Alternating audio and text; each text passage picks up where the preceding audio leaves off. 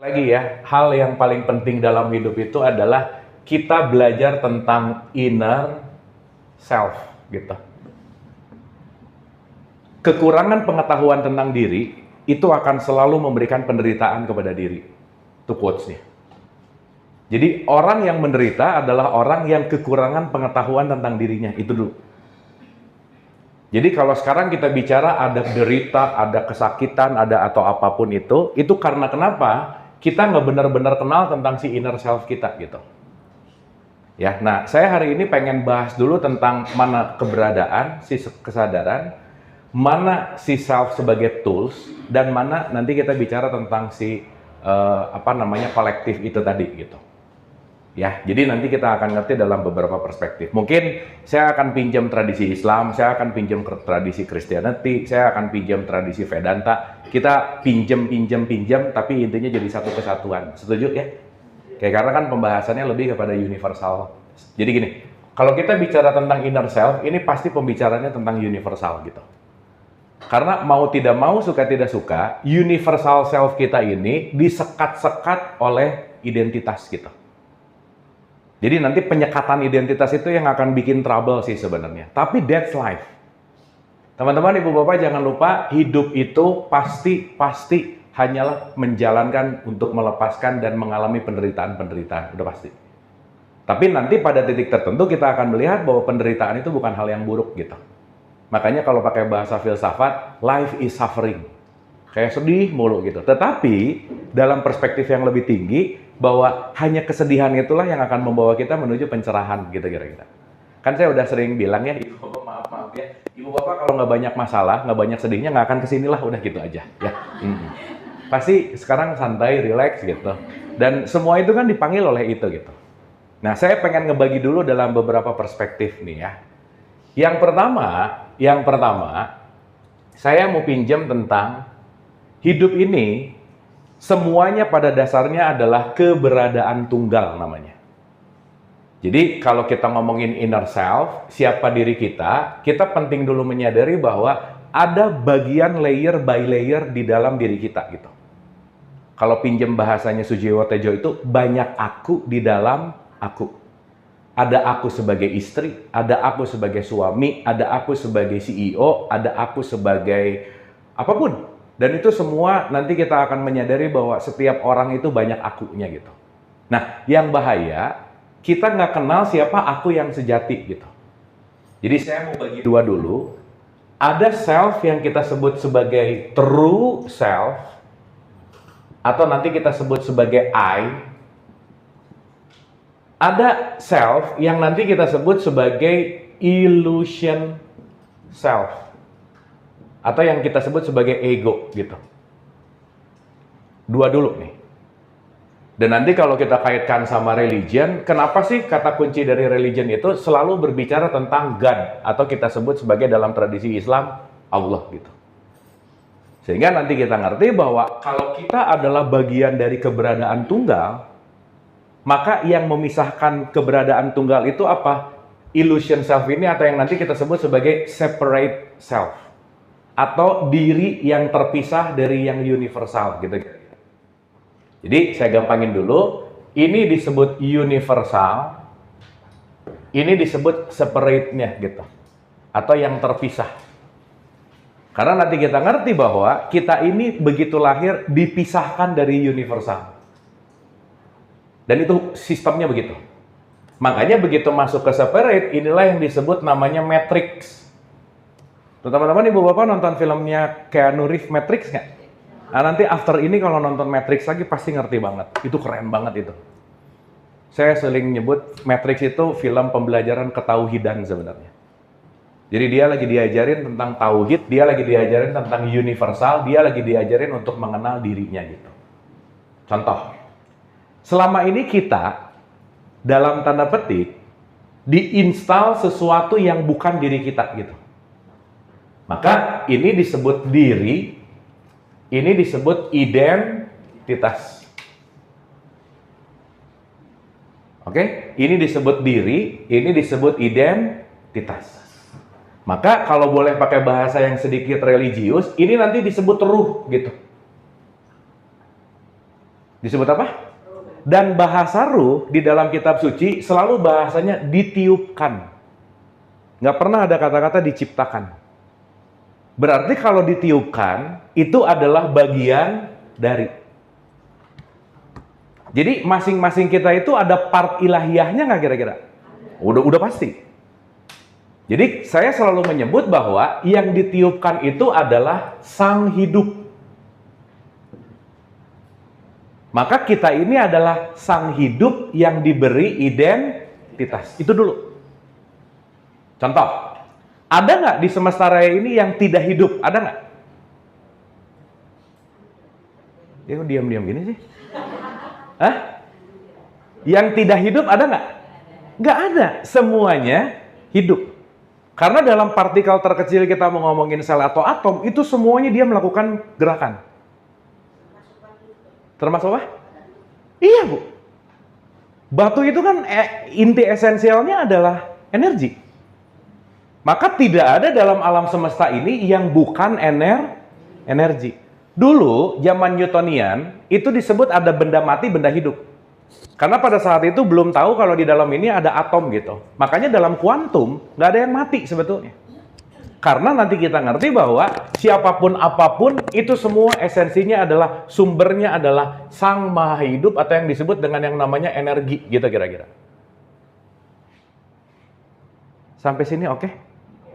Sampai sini oke? Oke, sekarang saya mau nanya. Ketika teman-teman ibu bapak ngelihat orang lain, teman-teman ibu bapak ngelihat sang hidup atau ngelihat identitasnya, mana yang lebih cepat nyampe? Apalagi yang kita lihat nggak cocok sama persepsi kita. Duh, ini orang ya, bajunya kuning, bawahannya biru, tasnya merah. Ini kayaknya pelangi jalan deh, misalnya gitu. Ada judgement nggak di situ? Sesaat kita menjudgment, kita lupa bahwa dia sebenarnya adalah sang hidup. Tumbuhan, hidup nggak? Binatang. Jadi kalau kita ngelepasin semua kacamata separate self kita, yang aku saksikan hanyalah sang hidup. Titik. Tapi kita terjebak, lupa bahwa itu adalah sang hidup, karena begitu masuk ke kita, ingat 0,5 nanosecond kita mulai menjudge gitu.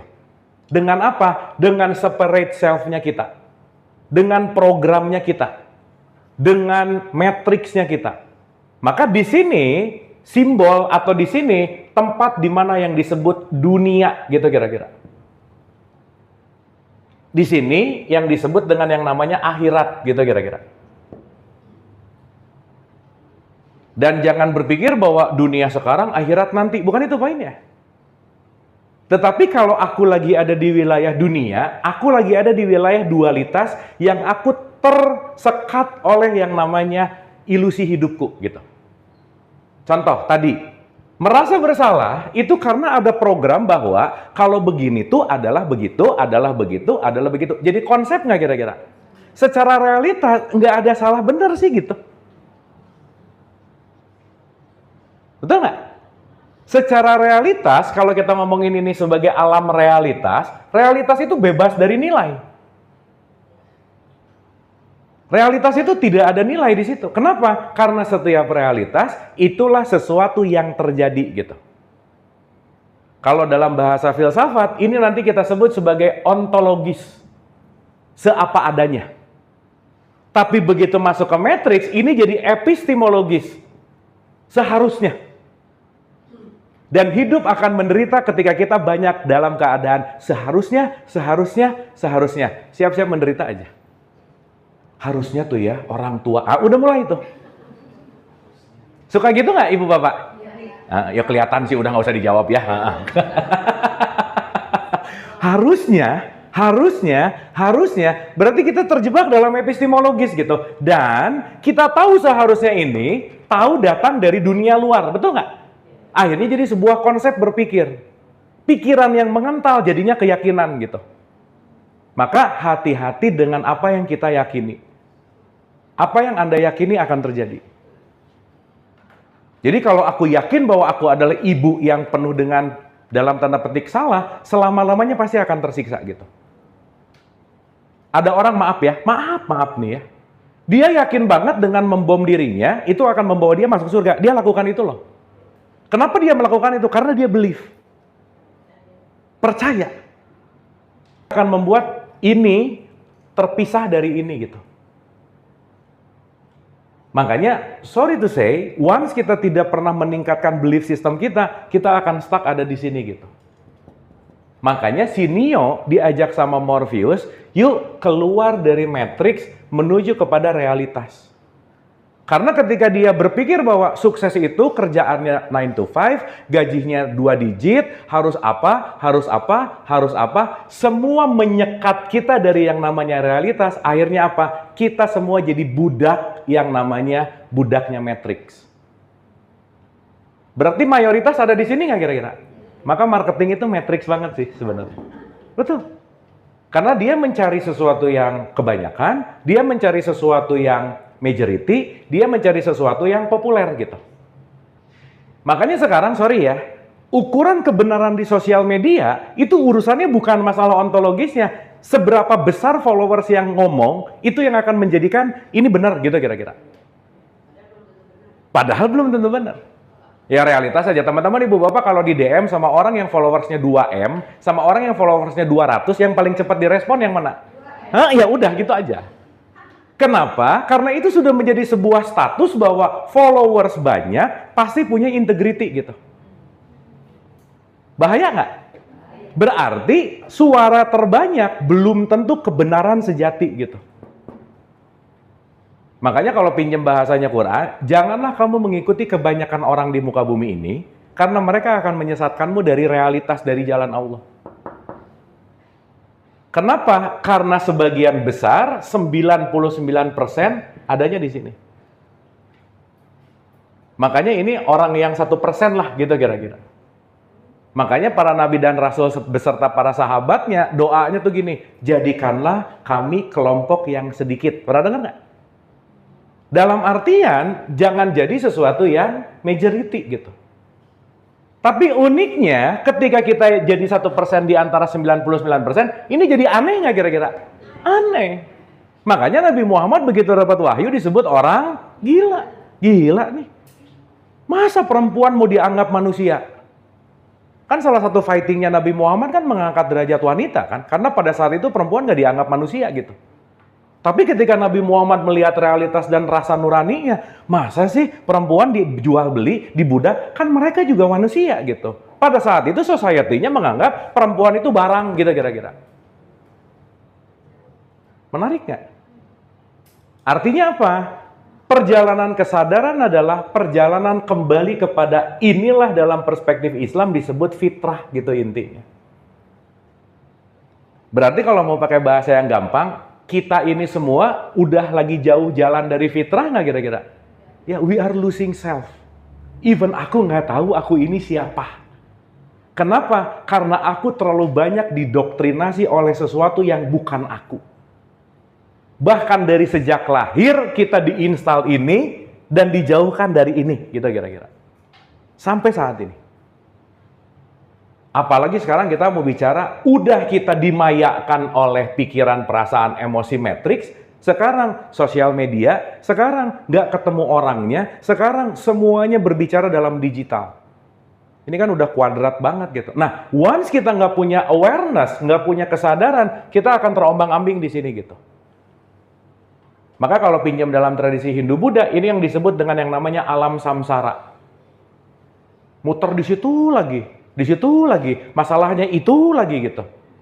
Berarti kita lagi muter di ilusi yang sama gitu kira-kira. Sampai sini oke? Oke? Duh, lemas segini. Dapat ya? Dapat ya? Nah, sekarang pertanyaannya, berarti kita perlu kewaspadaan terhadap apapun karena mayoritas pasti ada di sini. Makanya kalau bahasa Quran, waspada itu jadilah orang yang takwa gitu.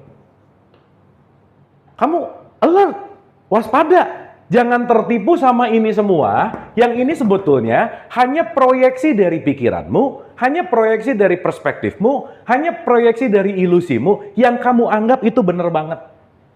Untuk sebagian orang yang percaya hantu, ada kibas-kibas gorden, aduh ada yang datang nih, gitu. Meskipun enggak yang angin, enggak, aku beneran ngelihat, aku udah jadi halu gitu.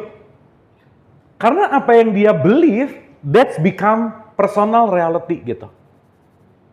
Dan ibu bapak, teman-teman, maaf ya, betapa susahnya kita merubah belief system, betul nggak kira-kira? Udah ada di majority consciousness, udah ada di wilayah yang kolektif, dan itu udah menjadi instalan kita gitu. Apalagi nanti ngomongin agama, oh udah beres aja. Selesai aja. Nanti dipenuhi dengan doktrin dogma dosa lah, neraka lah, buah udah tuh. Kita itu sangat beneran terserang oleh matriks-matriks, ilusi-ilusi gitulah kira-kira. Sampai sini oke? Berarti yang bisa menyelamatkan kita siapa? Selesai diri sendiri. Penyelamatan diri adalah bagaimana aku berpindah dari kuadran matriks menuju kuadran kesadaran. Consciousness. Lepas dari ilusi menuju kepada realitas. Dan maaf ya, sekarang begitu realitasnya nggak cocok sama keyakinannya, yang diganti bisa realitasnya. Keyakinannya gitu-gitu aja mulu. Aku tuh yakinnya gini, udah jelas-jelas realitasnya begitu. Nggak, itu salah. Yang benar keyakinanku gitu. Bahaya nggak? Bahaya. Makanya kalau dalam bahasa Quran, orang yang tidak pernah mengupdate belief sistemnya, dia lagi menyembah togut namanya, patung, dia mematung gitu. Berarti dia tidak bisa selaras dengan kedinamisan perjalanan yang selalu terus berubah gitu inti. Sampai sini oke? Sampai sini oke? Pertanyaan. Berarti sang kesadaran datang dari sumber yang sama nggak? Iya dong. Berarti seruangan ini kesadarannya sama nggak? Nah, mulai. Lah kan ditiupkan ruhnya bareng ya? Bukan bareng, maksudnya si yang ditiupkannya sama nggak? Berarti yang ditiupkan ke saya, yang ditiupkan ke ibu dan bapak, ke teman-teman, peniupan yang ditiupkannya sama nggak? Sama. Oke? Berarti pertanyaannya, begitu ditiupkan yang namanya ruh, di dalam ruh ini udah ada petunjuknya, udah ada semuanya, udah lengkap 100% nih dikasih. Jadi nggak dicicil nih, petunjuk tuh nggak dicicil, nggak. Tetapi si petunjuk yang 100% pelan-pelan ketutup sama ilusi. Maka wilayah tengah ini kelak akan kita sebut sebagai jiwa. Maka yang bermasalah di antara kita semua punya penyakit, gitu aja. Dan itu nggak bisa dielakkan. Nggak ada orang yang terbebas dari sakit jiwa di kehidupan ini. Nggak ada. Semuanya sakit. Karena kenapa? Bumi emang rumah sakit jiwa gede. Udah gitu aja. Jadi kalau mulai ngelihat ada orang nyebelin, oh sesama pasien rawat inap. Benar ya? Dia pasien, aku pasien. Rawat jalan. Ya, tapi nginep juga sih kan di sini ya, nginep. Meskipun nggak nginep di rumah salam sih. Berarti di sini semua sumber dalam tanda petik pembersihan jiwa nggak kira-kira? Makanya disebut dunia. Makanya disebut permainan. This is just only the game. Tetapi permainan yang nggak bisa dilakukan dengan main beda. Berarti pertanyaannya kalau saya lagi masuk ke permainan harus tahu rules permainannya nggak? Iya, main sepak bola nggak tahu rulesnya, dipegang, kartu merah, marah, masuk kartu merah. Udah jelas-jelas sepak bola nggak boleh megang. Nah sekarang saya tanya, orang yang banyak ngeluh sama hidupnya, banyak menderita sama apapun itunya, jangan-jangan nggak ngerti aturan main. Aku tuh masalahnya gede mulu, ya itu lagi gitu. Pertanyaannya, sudah cukup pahamkah kita tentang permainan aturan-aturan dari hidup gitu? Makanya kenapa semua para nabi dan rasul lah, terutama dalam konteks Islam gitu, selalu kata kuncinya di proverb Arab itu, kenalilah dirimu. Betul nggak? Iya. Berarti sekarang maaf ya, mau itu agama kek, mau itu filsafat kek, mau itu tasawuf kek, mau itu sains kek, cuman satu kok goalsnya, kenalilah siapa di dirimu. Karena kalau aku sudah mengenali diri, aku tidak akan terjebak lagi sama ilusi gitu. Ketika aku sudah tahu siapa diriku, mau apapun getaran-getaran ilusi ini gak akan membuat aku menjadi sesuatu yang terjebak dalam ilusi gitu kira-kira. Nah, kita ini lagi belajar transisi dari dunia ini ke dunia ini gitu. Nah, saya sekalian aja deh, di kanannya ini ada tubuh fisik nih, namanya jasad. Wadah dari ini sama ini, wadahnya ada di sini, namanya jasad. Berarti jiwa ada di antara ruh sama jasad nggak? Ini kalau digambar ini, di tengah-tengah nggak? Pertengahan, bahasa Arabnya barzah gitu. Berarti kalau saya ibu bapak lagi mabuk, ilusi, lagi ada di alam apa namanya? Nah gitu. Ini tuh yang benar yang mana ya? Ini tuh yang salah yang mana ya? Ngejudge mulu. Berarti dia lagi ada di matrix gitu. Berarti kita harus out of matrix nggak? Contoh-contoh, ibu dan bapak merasa dirinya merdeka nggak hidupnya? Oh ini kalau mikirnya agak lama udah pasti nggak aja ya, udah gitu aja. Merdeka nggak ya? Tar. Terus kita ngomong, saya manusia merdeka. Pret sih sebenarnya. Gimana mau merdeka, orang milih sesuatu aja, masih kepikiran, orang suka nggak ya kalau saya pakai baju ini? Di mana merdekanya gitu?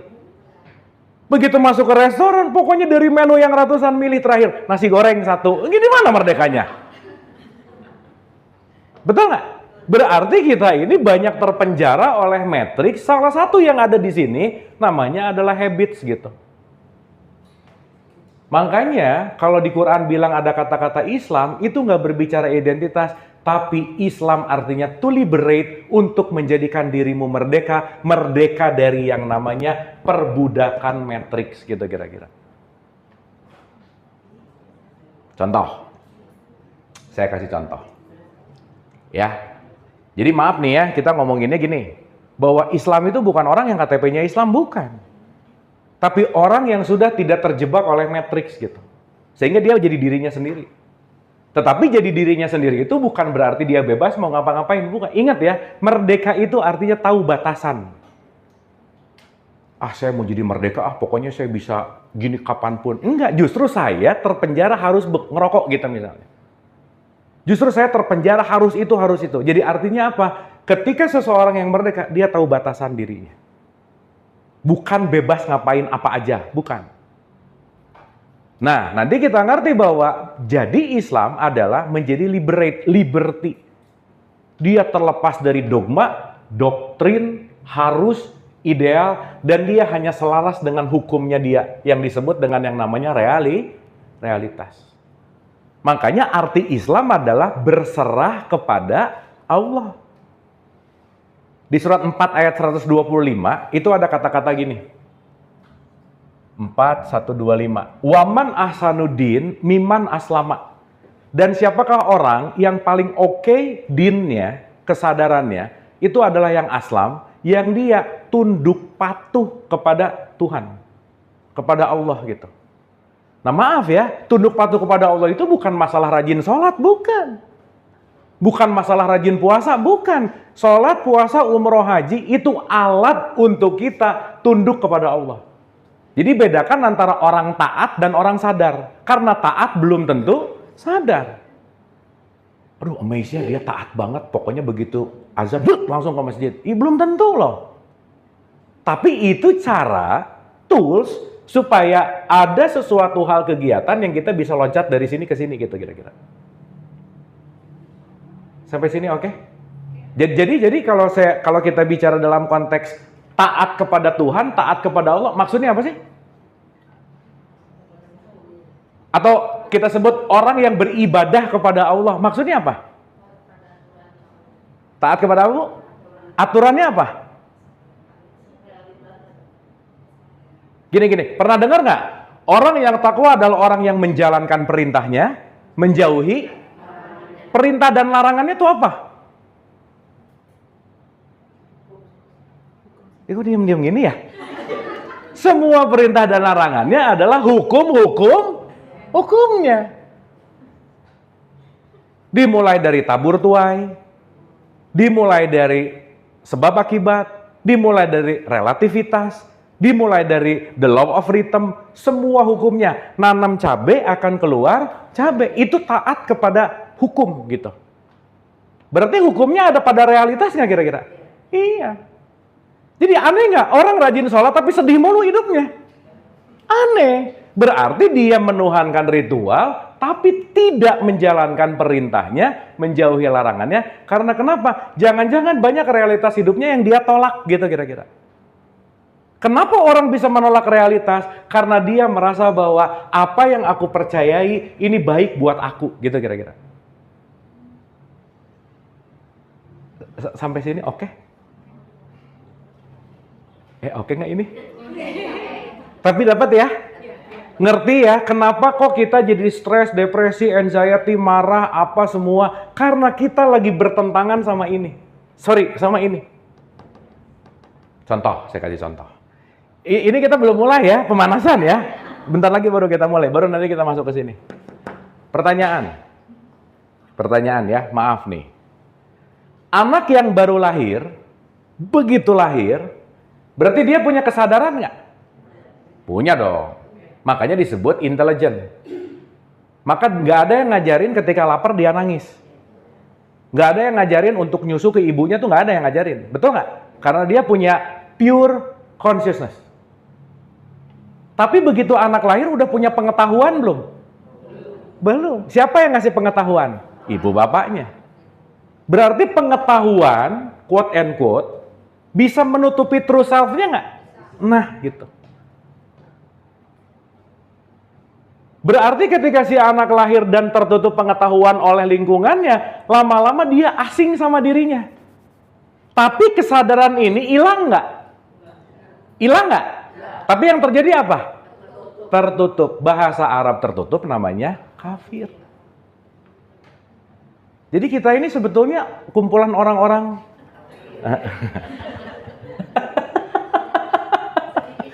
terus gampang banget kafir.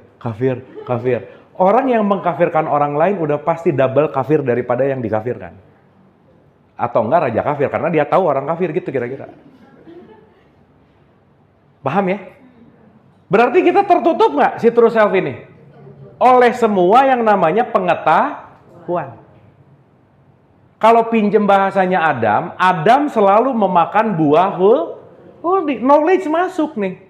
Akhirnya dia punya limitasi. Oh, kata bapak saya, orang yang di luar agama Islam masuk neraka. Jadi believe nggak? Pasti. Begitu dia ngelihat temennya yang bukan Islam, langsung nggak? Puff. Ini main nggak? Neraka. Tapi realitas nggak bisa dibohongin. Suara di dalamnya nggak bisa dibohongin. Sehingga nanti dia akan tabrakan sama realitas. Kata papa orang yang agamanya di luar kita kan masuk neraka. Tapi aku punya teman yang agamanya Katolik baik banget misalnya. Dia akan ketemu realitas nggak? Mempertanyakan nggak? Nah, pertanyaan itu sebetulnya pertanyaan dari sini supaya belajar kita keluar dari itu gitu. Makanya selalu ada yang bunyi nggak di dalam diri kita? Itulah yang disebut siapapun yang bertanya di alam kubur kita. The questioning itulah malaikat-malaikat yang membuat kita questioning ini kenapa. Sementara pada pelajaran dogma dan doktrin, malaikat itu kayak putih ada sayapnya cik gitu kan, nggak gitu. Itu kan kita diberikan fasilitas gitu untuk questioning. Makanya maaf ya, once kita berhenti bertanya, kita mati gitu. So that's why questioning itu selalu ada karena kenapa? Perjalanan kita menuju kepada si true self gitu. Karena kenapa? Kita udah jalan jauh banget, ketutup jauh banget dari yang realitas. Sekarang kita udah beneran punya tampilan yang sebenarnya sangat jauh dari diri yang sejati gitu kira-kira. Sampai sini oke? Oke? Paham? Jadi kira-kira kita udah terpapar di wilayah barzah ini nggak? Iya. Maka, maaf ya, sulit orang lepas dari barzahnya kalau tidak nomor satu, dia penting untuk menjadi open mind. Itu nomor satu. Terbuka dulu nih. Karena kalau ininya nggak terbuka, selesai, udah. Yang kedua, open heart gitu. Maka jalan untuk menuju kesadaran disebut level-level takwa. Ingat nggak waktu kemarin kita bahas? Satu, at least kamu tidak merasa memiliki. Once tingkat kepemilikannya tinggi banget, ininya makin menguat nih. Semakin merasa attached kepada something, semakin kita megang sesuatu, semakin yang harusnya dilepasin. Teman-teman ibu bapak jangan lupa, hidup adalah perjalanan menuju kepada kehilangan. Karena makin tua, rambut makin hilang, betul? Gigi makin hilang. Dan seterusnya. Seterusnya. Jadi memang hidup itu adalah perjalanan untuk belajar melepaskan. Kebayang nggak kalau kita nggak punya skill untuk melepaskan? So detachment itu adalah hal penting. Kenapa takwa selalu mengatakan bagaimana kemampuan kamu melepaskan. Maka orang yang sulit melepaskan namanya musyrik gitu kira-kira. Mempersekutukan Allah itu bukan Allahnya 2, 3, bukan. Tapi aku tidak menerima realitas, itu namanya musyrik gitu. Makanya ibu bapak maaf ya, orang pelit musyrik nggak? Banget. Orang yang rasa golongannya lebih baik dari orang lain, musyrik banget gitu. Sementara mindset kita kebanyakan musyrik itu adalah orang yang enggak KTP-nya Islam gitu misalnya. Padahal orang yang KTP-nya Islam bisa musyrik nggak? Bisa. Karena musyrik tidak terletak pada identitas. Sampai sini oke? Dapat? Clear ya? Berarti nomor satu, hal yang paling bahaya dalam hidup adalah aku tidak tahu kalau aku tidak tahu. Itu bahayanya.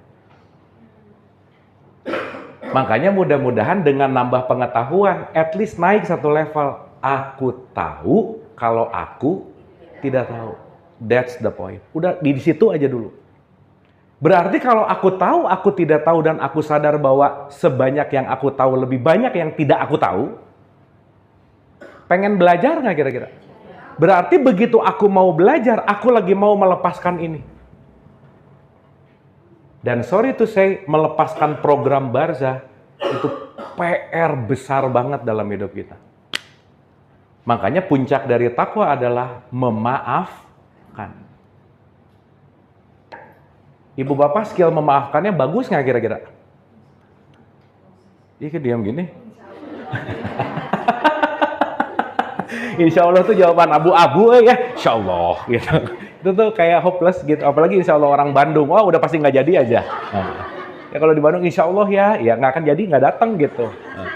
Itu tuh kebiasaan aja sih gitu. Ya. Kenapa? Oh bukan judgement, realitas. Faktanya begitu. Dari survei. Kenapa? Udah nggak bisa aja. Udah bilang aja nggak mau gitu, apa susahnya ya? Mungkin pengen kelihatan religius kali ya, tapi nggak apa-apa sih. Ibu bapak tahu? Jadi panjang nanti ya, udah ya. nanti di ending ya. Itu jadi panjang nanti. Nah sekarang kita masuk nih. Berarti kalau kita sadar, hukum Tuhan yang nomor satu disebut the law of oneness. Hukum yang namanya tidak ada separate, semuanya satu kesatuan tunggal. Jadi maaf ya, kalau kita masih ngelihat itu kamu, ini aku, masih ada separate, nggak ada sesuatu yang menyatu, berarti program barzahnya kuat banget. Maka orang bisa nggak peduli tetangganya lapar, ya urusan dia lah gitu. Berarti separate banget nggak kira-kira? Dia lupa bahwa antara aku dan kamu sebetulnya satu kesatuan. Maka menyakitimu tuh menyakitiku sebenarnya. Menolongmu, ya aku lagi menolongku sebenarnya. Makanya kata Mother Teresa, kalau kamu nggak bisa ngasih makan 1000 orang, satu juga cukup. Daripada pengen ngasih makan 1000, terus mikirin gimana 1000, tapi yang satu kelaparan nggak pernah ditolong gitu. Karena pada dasarnya kalau kita bicara tentang oneness, semua itu adalah keberadaan tunggal. Sampai sini oke? Sampai sini oke? Oke. Nah, punten ya, saya mau pakai terminologi dulu ini.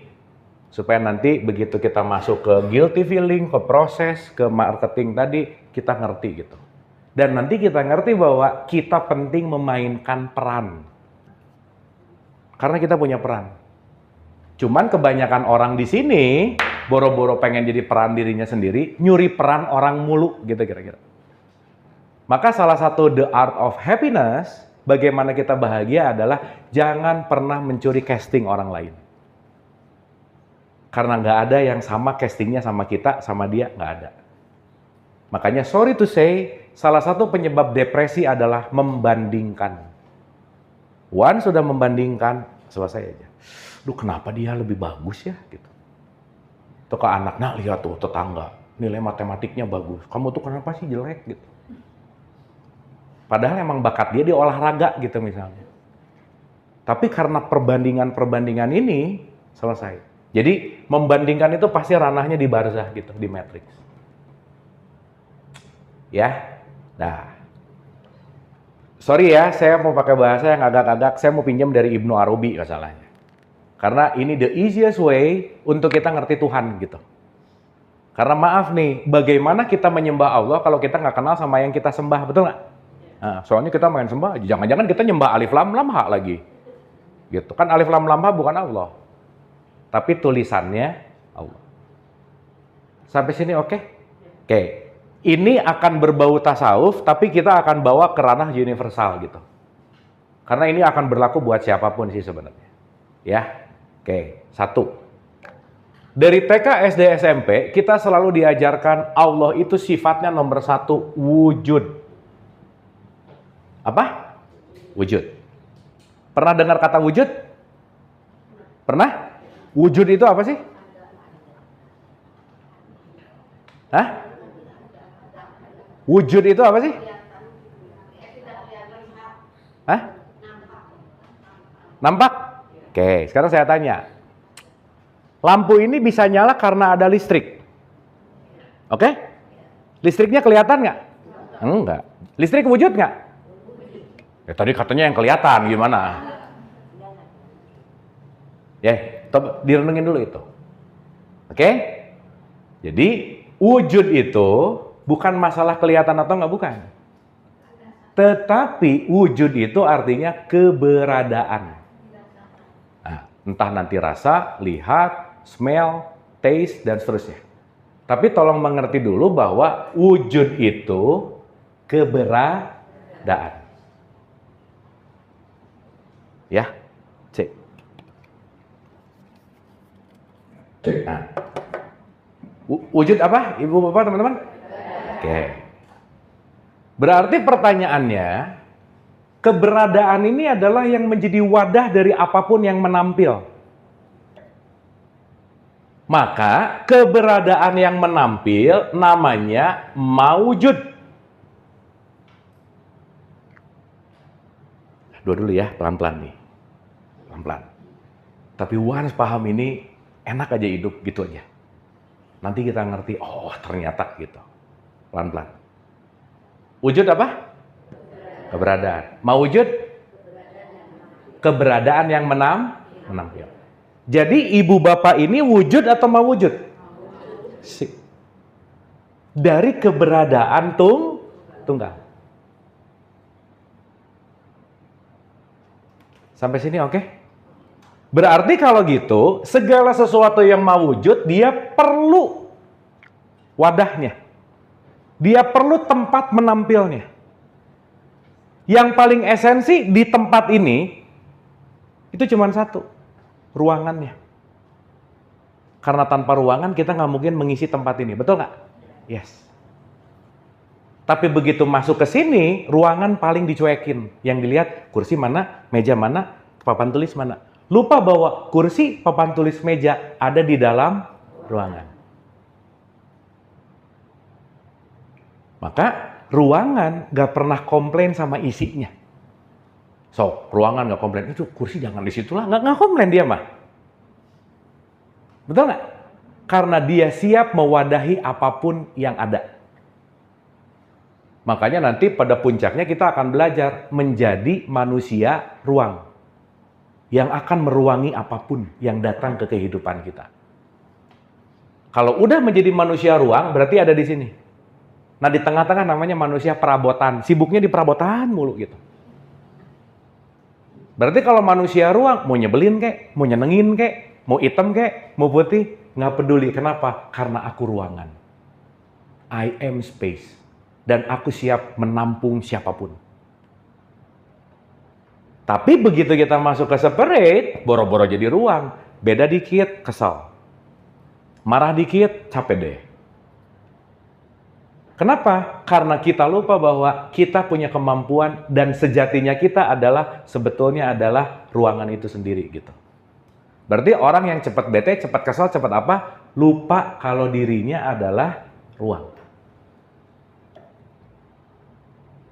Karena semua perabotan di sini tidak mengurangi esensi ruangannya gitu. Sampai sini oke? Dapat? Ulang ya. Berarti wujud apa? Keberadaan. Kalau mau wujud? Keberadaan yang menam. Yang ketiga namanya mahiyat. Ini yang disebut fungsinya. Ini nampil, menampil. Ini keberadaan. Dah. Ini hal yang paling easy untuk kita mengenal quote and quote Tuhan gitu. Contoh ya. Papan tulis ini semua,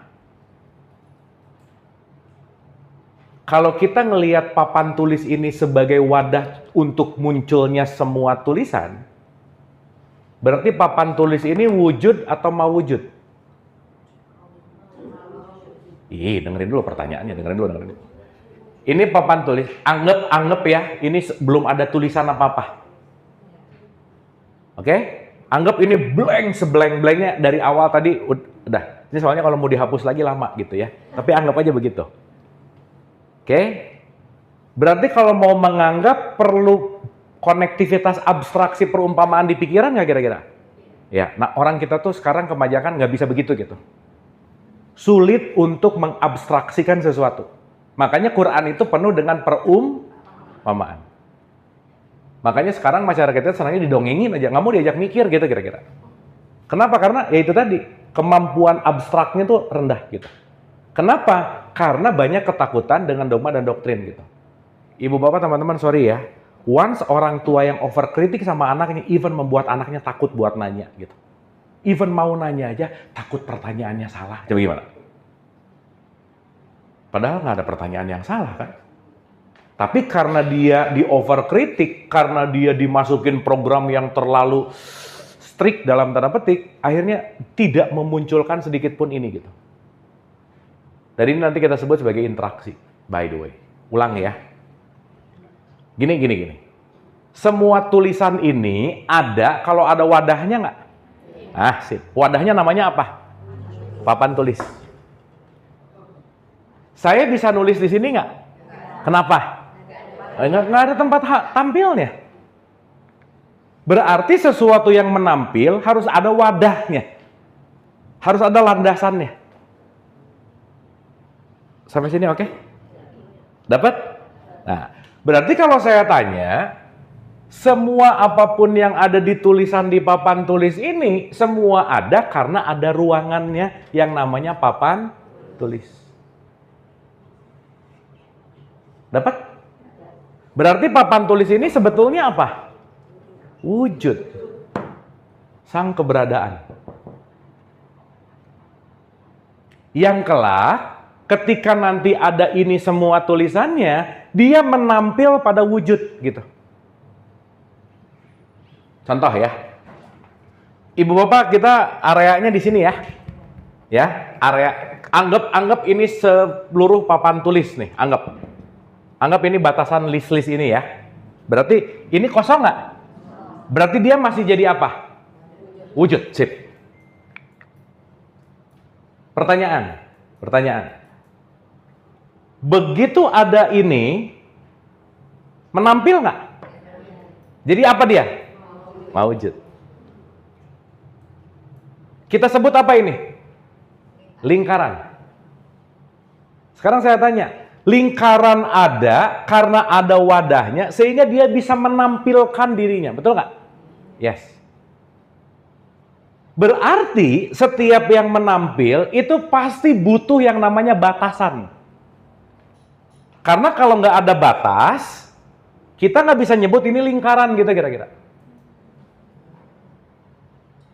Sampai sini oke? Contoh. Ini saya lagi megang botol. Kenapa ibu bapak bisa bilang ini botol? Karena ada batasannya. Betul? Oke. Meja. Kursi. Semua punya apa? Jadi kita bisa ngelihat personal ini karena ada apa? Ada batasan. So, ibu bapak nggak punya jasad, nggak kelihatan.